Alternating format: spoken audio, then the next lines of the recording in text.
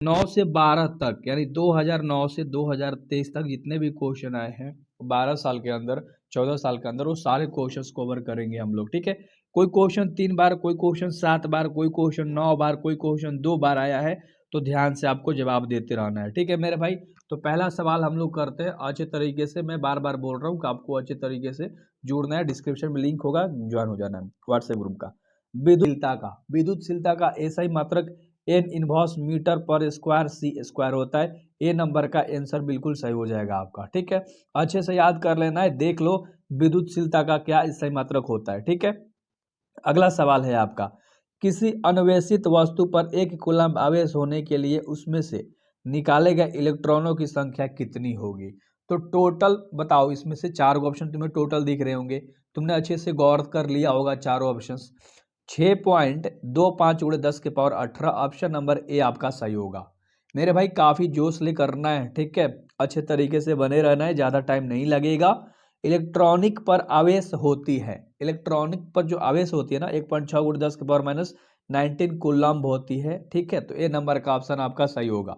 मैं काफी डिटेल में कराऊंगा, टेंशन मत लो, हर चैप्टर से निचोड़ कर दूंगा, प्रीवियस ईयर सारे दे दूंगा। आर दूरी से विलग दो इलेक्ट्रॉनों के बीच लगाने वाला बल समानुपाती होता है। तो जो बल समानुपाती होता है ना, तो क्या होता है, आर स्क्वायर के होता है। ठीक है, आर के -2 मतलब आर के -2 के होता है समानुपाती। ठीक है, तो याद रख लेना अच्छे तरीके से। अगला है, स्थिर विद्युत क्षेत्र होता है। स्थिर विद्युत क्षेत्र संरक्षी होता है, संरक्षी, स्थिर विद्युत क्षेत्र संरक्षी होता है। ए नंबर का ऑप्शन आपका राइट हो जाएगा। अगला 6 नंबर का सवाल है, एक आवेशित चालक का क्षेत्र आवेश घनत्व Q है, इसके पास विद्युत क्षेत्र का मान होता है। तो जो मान होता है ना वो Q बाटा में E नॉट होता है, Q बाटा में E नॉट होता है, याद रख लेना। बी नंबर का ऑप्शन सही होगा, बी नंबर का। ठीक है, अगला, इतना आराम से क्यों बोल रहा हूं, क्योंकि आपको गौर करना है, याद करते हुए चलनी है, नहीं याद है तो। एक आविष्ट चालक की सतह के किसी बिंदु पर विद्युत क्षेत्र की तीव्रता जो होती है ना वो सतह के लंबवत होती है, जो उसकी तीव्रता होती है, याद रहेगा ना, सतह के लंबवत होती है। बी नंबर का ऑप्शन करेक्ट हो जाएगा। अगला 7 नंबर का सवाल है, वायु में स्थित एकांत घनावेश से निकलने वाले संपूर्ण विद्युत फ्लक्स का मान होगा। संपूर्ण यहाँ पर होना चाहिए था, संपूर्ण बताना है। तो मान जो होता है ना 1 में ई नॉट होता है, याद रख लेना। बी नंबर का ऑप्शन आपका सही होगा। ठीक है, अच्छे तरीके से करना है। गॉस का नियम अनुसार, इनमें गॉस के नियम अनुसार कौन से चीजें काम करेंगी, 4 ऑप्शन दिख रहे होंगे। तो गॉस के नियम Q बराबर छोटा q बटा में U नॉट पे काम करता है, यानी ऑप्शन नंबर ए बिल्कुल सही हो जाएगा आपका। ऑप्शन नंबर ए बिल्कुल सही होगा आपका। अगला 10 नंबर का सवाल है, द्रव्य की एक बूंद को आवेशित करने पर सिकुड़ने की जो प्रवृत्ति होती है ना वो क्या होती है, घटती है। जो उसकी प्रवृत्ति होती है ना, जैसे जैसे सिकुड़ेगा ना वैसे वैसे इसकी प्रवृत्ति कम होती जाएगी, यानी घटती हुई रहेगी। अगला, आवेशों के सतह प्रवाह को कहते हैं, आवेशों के सतत प्रवाह को हम लोग कहते हैं विद्युत धारा। क्या कहते हैं, विद्युत धारा। ठीक है, याद रखना चाहिए आपको अच्छे तरीके से।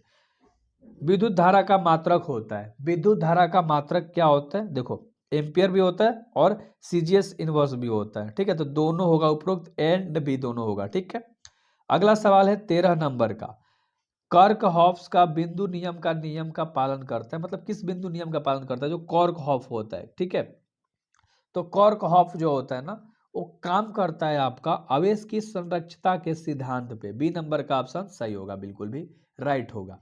अगला सवाल है 14 नंबर का सवाल है आपका, किसी चालक पर तार की लंबाई को खींचकर दोगुना लंबा कर दिया जाए, यानी किसी भी चालक तार को, तो उसका प्रतिरोध कितना गुना हो जाएगा, क्वेश्चन पूछ रहा है। तो उसका प्रतिरोध जो है ना 4 गुना ज्यादा हो जाएगा।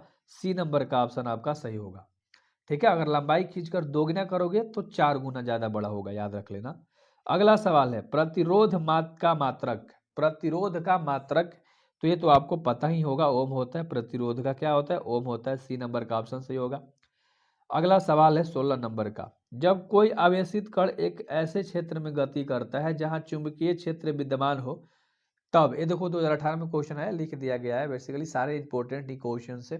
ठीक है, तो इसका जो राइट आंसर होगा ना, वेग अचर रहता है, इसका वेग अचर रहता है। जब कोई आवेशित कण एक ऐसे क्षेत्र में गति करता है जहां चुंबकीय क्षेत्र विद्यमान होता है तो वहां वेग जो होता है उसका अचर रहता है, समझ रहे हैं। अगला 17 नंबर का, समान लंबाई के 3 अलग अलग चुंबकों के अनुप्रस्थ काट का क्षेत्रफल क्रमशः A2A 6A है, तो उनके चुंबकीय आघूर्ण का अनुपात कितना होगा।